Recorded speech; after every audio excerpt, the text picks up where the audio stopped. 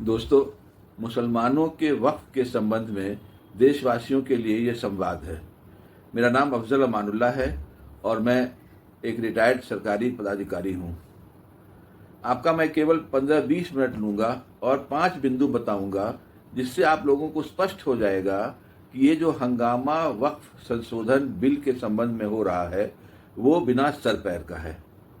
देखिए, हिंदुओं का धार्मिक न्यास, दान और एंडाउमेंट जो होता है उसके लिए अलग अलग राज्यों में एक्ट बने हुए हैं।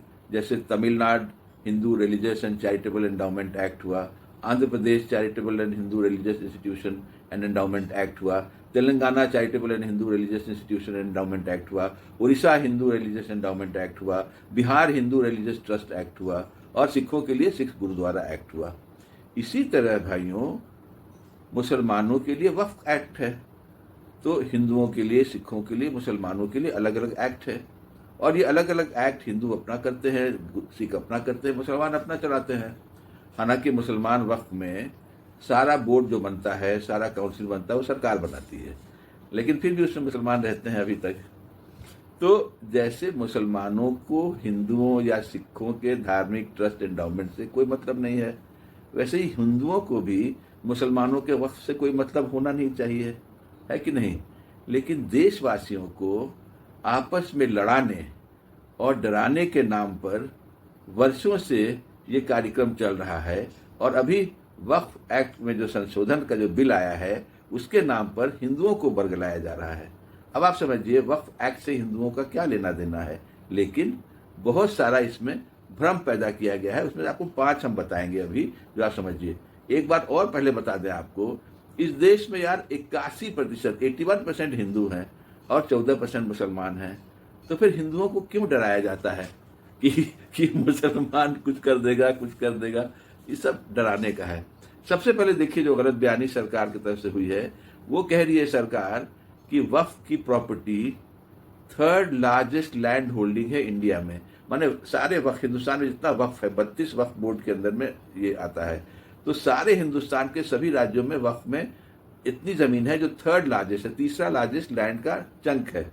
9.4 लाख सरकार एस्टिमेट करती है, जो कि सरकार के प्राइम मिनिस्टर के economic affairs council advisory council के चेयरमैन साहब ने बताया है। अभी कहाँ से 9 लाख का फिगर लाया है ये पता नहीं है, 9 लाख एकड़ का उन्होंने कोई सोर्स भी नहीं दिया है, लेकिन बोलते हैं कि अपना दिमाग से निकाल दिया 9 लाख एकड़, और कहते हैं कि डिफेंस मिनिस्ट्री और रेलवे मिनिस्ट्री के बाद ये 3rd लार्जेस्ट लैंड होल्डिंग है।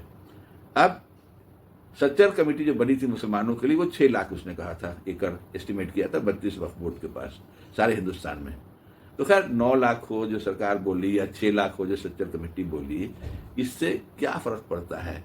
हम आपको सिर्फ ये बताएं कि झूठ कहाँ बोला जा रहा है कि डिफेंस और रेलवे के बाद से सबसे बड़ा जमीन का चंक मुसलमानों के वक्फ के में है। झूठ इसलिए पकड़ा जाता है कि सिर्फ 3 राज्यों का हम आपको बताते हैं। तमिलनाडु में हिंदुओं के ट्रस्ट का 4,78,000 एकड़ है, आंध्र प्रदेश में 4,65,000 एकड़ है, तिरुपति का जो आंध्र प्रदेश तमिलनाडु में वो 7,000 एकड़ है और तेलंगाना का 87,235 एकड़ है। कुल मिलाकर के केवल 3 राज्य हिंदुस्तान के 10,37,358 एकड़ है उसमें, और यहाँ पर वक्फ का बोल रहे हैं, सरकार बोली 9 लाख और सच्चर कमेटी बोलती है 6 लाख। 9 लाख भी मानिए तो ये 3rd लार्जेस्ट कैसे है, जबकि हिंदू रिलीजियस एंडाउमेंट में 3 ही स्टेट में 10 लाख से ज्यादा एकड़ है कि नहीं। तो ये सरासर सरकार ने झूठ बोला है, और झूठ बोल करके बरगला रही कि इतना सारा लैंड पड़ा हुआ है हम लोग के पास। नहीं। अच्छा, दूसरा, ये मुसलमानों की अपनी जमीन है, अपने लोगों ने दिया है, खैर भूल जाइए। दूसरा, आप देखिए कि जब ये बिल पेश किया गया पार्लियामेंट में, तो हमारे मंत्री जी जो हैं अल्पसंख्यक कल्याण के, उन्होंने कहा कि हम इसमें बिल में औरतों को रिप्रेजेंटेशन दे रहे हैं। अब उनका झूठ उन्हीं किससे पकड़ा जाता है। उन्होंने लिख करके और ये ऑब्जेक्शन रीजन में दिया है कि हम लोग इंश्योर कर रहे हैं कि रिप्रेजेंटेशन ऑफ मुस्लिम विमेन हो, जेंडर ये हो। तो एक्ट को अगर आप देखिएगा, ये एक्ट है, एक्ट ही में 10 साल से ऑलरेडी 2 मुस्लिम विमेन का प्रावधान है और मंत्री जी झूठ बोल रहे हैं कि इस बिल में वो नया प्रोविजन कर रहे हैं। अच्छा, इस एक्ट में जो लिखा हुआ है वो है कि कम से कम 2 औरतें रहेंगी, मुस्लिम औरतें, और ये जो ला रहे हैं वो केवल 2 कह रहे हैं। तो अभी जो एक्ट में है कम से कम 2, माने 2 से ज़्यादा भी सरकार ला सकती है, और ये जो अभी बिल ला रहे हैं वो केवल 2 पर कर रहे हैं। तो ये उल्टा ही हो गया ना कि ये विमेन के अगेंस्ट में डिस्क्रिमिनेशन कर रहे हैं। और झूठ बोले मंत्री जी, क्यों झूठ बोले भाई पार्लियामेंट में, जबकि बिल में औरतों का है। आप कह रहे हैं कि हम औरतों का प्रोविजन अभी कर रहे हैं, ऑलरेडी आपके एक्ट में है 10 साल से 2 विमेन का। सेक्शन 9 में सेंट्रल वक्फ काउंसिल और सेक्शन 14 में वक्फ बोर्ड में at least 2 Muslim members shall be women, ये प्रावधान है। तो मंत्री जी को या तो मंत्री जी माफी मांगे, क्षमा मांगे पूरे देश से और पार्लियामेंट से कि हमने गलत बोला है, और नहीं तो प्रिविलेज करें, एमपी लोग प्रिविलेज करें। तीसरा झूठ आप लोगों को सामने रखा गया है कि वक्फ बोर्ड जो है वो जमीन को ग्रैब कर रहा है, जमीन सबको ग्रैब कर रहा है, हड़प रहा है जमीन सबको, और वो कोई भी प्रॉपर्टी को वक्फ प्रॉपर्टी डिक्लेयर करके हड़प कर लेगा और कोई अपील नहीं है। अब देखिए झूठ कितना है। सबसे पहले कि सर्वे होता है वक्फ प्रॉपर्टी का, सर्वे कमिश्नर सरकार का होता है, सरकारी पदाधिकारी होता है, सरकार उसको तनख्वाह देती है और वो नियम के अनुसार से सर्वे करता है।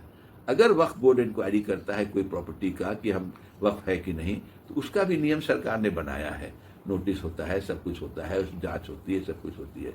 अगर वक्फ बोर्ड के फाइंडिंग से या आदेश से कोई आदमी को दिक्कत है तो वो ट्रिब्यूनल में अपील करता है। ट्रिब्यूनल में भी कौन है, जैसे वक्फ बोर्ड में सारे लोग सरकार भरती है उसमें, वैसे ही ट्रिब्यूनल में जज साहब हैं और 2 मेंबर्स हैं, वो भी सरकार भरती है उन लोग को, तो ट्रिब्यूनल में अपील कर सकता है। अगर ट्रिब्यूनल के अपील से वो ये है तो हाई कोर्ट जा सकता है, सुप्रीम कोर्ट जा सकता है। तो ये कैसे कहा जा रहा है कि लैंड ग्रैब हो रहा है, कोई भी प्रॉपर्टी वक्फ डिक्लेयर कर सकता है और कोई अपील नहीं होता है? ये एकदम झूठी बात। और ये एडवाइजरी काउंसिल जो है, इकोनॉमिक एडवाइजरी काउंसिल जो पीएम की है, उसके चेयरमैन साहब ने सरासर झूठ आप लोगों के सामने रखा है, सरकार के सामने रखा है। पता नहीं चमचागिरी की क्या हद है इनकी, हद है चमचागिरी की कि झूठ रख करके और खुलेआम झूठ बोला जा रहा है इस बिल के संबंध में। चौथी बात आपको बताएं हम कि कह रहे हैं कि हम लोग जो रिफॉर्म ला रहे हैं इस अमेंडमेंट के बिल से, वो लैंड माफिया को जो कंट्रोल करता है वक्फ को, वो लैंड माफिया को से निजात दिलाने के लिए, लैंड माफिया से मुक्ति दिलाने के लिए। लेकिन उनका झूठ फिर पकड़ा गया। इसी बिल में वो जो एक प्रोविजन है रिगरस इम्प्रिजनमेंट का, कि जो कोई ये गड़बड़ करता है तो उसको कैद बामुशक्कत हो, तो अभी बिल में इन्होंने क्या किया है, सिंपल इम्प्रिजनमेंट माने मामूली कैद का कर दिया है, रिगरस इम्प्रिजनमेंट हटा रहे हैं। क्यों भाई? फिर एक जगह प्रोविजन है इम्प्रिजनमेंट विद फाइन, माने जेल के साथ साथ फाइन भी होगा, इन्होंने जेल को हटा दिया, खाली फाइन रख दिया है। अब आप बताइए कि लैंड माफिया को कंट्रोल कर रहे हैं या छूट दे रहे हैं? और तीसरा सबसे बड़ा बात है कि उन्होंने वक्फ प्रॉपर्टीज पर अभी तक जो एक्ट है, लिमिटेशन एक्ट लागू नहीं होता था कि जैसे 20 साल, 25 साल, 30 साल, 40 साल से भी अगर कोई हड़प लिया है और वो प्रूव हो जाता है कि वो वक्फ प्रॉपर्टी है, तो वो वक्फ प्रॉपर्टी वापस लिया जा सकता है अभी तक। लेकिन सरकार क्या कर रही है?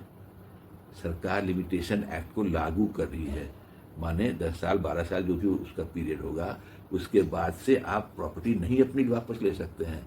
जबरन उसका हो गया तो आप माफिया को तो आप प्रोत्साहन दे रहे हैं ना, सरकार प्रोत्साहन दे रही है माफिया को कि जहां जहां हड़पे हो मस्त रहो, अब तुमसे कोई नहीं छीनने वाला है।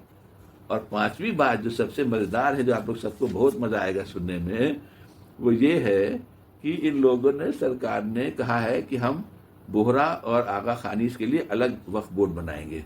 अब बोहरा और आगा खानियों को शिया बोर्ड में आते हैं, हम लोग शिया माने जाते हैं, सुन्नी वक्फ बोर्ड है, शिया वक्फ बोर्ड है।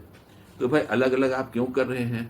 मैंने इसका कोई तर्क नहीं दिया है सरकार ने, और मुसलमानों को डिवाइड करने के लिए कर रहे हैं। लेकिन जो हमने इसको स्टडी किया है वो ये पाया है कि ये जो इसका असल कारण ये है कि जो हमारे सबसे हिंदुस्तान के सबसे अमीर आदमी हैं मुकेश अंबानी, और दुनिया के शायद दूसरे या तीसरे अमीर आदमी हैं दुनिया के। उन्होंने अपना घर बनाया है बम्बई में, और वो घर भी लोग कहते हैं कि वो सबसे महंगा प्राइवेट घर है, सारे विश्व में, सारे दुनिया में सबसे महंगा प्राइवेट घर बना है। और वो घर बना है आगा खान वक्फ प्रॉपर्टी के ऊपर, समझा? तो एक तो आगा खान वाला वक्फ अलग कर रहे हैं, और लिमिटेशन एक्ट आप सरकार ख़त्म कर रही है, ताकि मुकेश अंबानी साहब का घर अब वापस नहीं लिया जा सकता है, तोड़ा नहीं जा सकता है। मामला कोर्ट में चल रहा है, तो उसको ख़त्म करने का पूरा हिसाब किताब कर लिया गया है। तो अंबानी साहब वही अंबानी साहब हैं जो 4,000 करोड़ लोग बोलता है बेटा की शादी में किए थे। अगर इसमें से 2,000 करोड़ भी गरीबों को देते तो हर गरीब को 1-2 लाख रुपया मिल जाता। 4,000 करोड़ बेटा की शादी में पुण्य भी लोग देता, लोग दुआ देता बेटा बहू को। नहीं, पैसा है, ज़बरदस्ती करना है, लुटाना भी है और लूटना भी है, और सरकार उसमें उनको हेल्प कर रही है।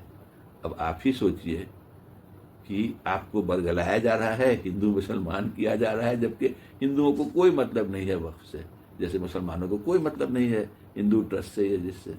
हर तरह का झूठ बोला जा रहा है, और खुलेआम डंके की चोट पर झूठ बोला जा रहा है, लिख के झूठ बोला जा रहा है, पार्लियामेंट में झूठ बोला जा रहा है। इस पर सोचिए, विचार करिए, और कुछ नहीं आपको करना है। हिंदू भाई बहनों को तो वक्फ एक्ट में होना है पास, नहीं होना है पास, आपको मतलब ही नहीं होना चाहिए। आप क्यों कहने कि वक्फ अच्छा, आपको क्या मतलब ही नहीं आपको कोई? तो ये क्यों ऐसा किया जा रहा है, बरगलाया जा रहा है आपको? सोचिए। जय हिंद, सलाम।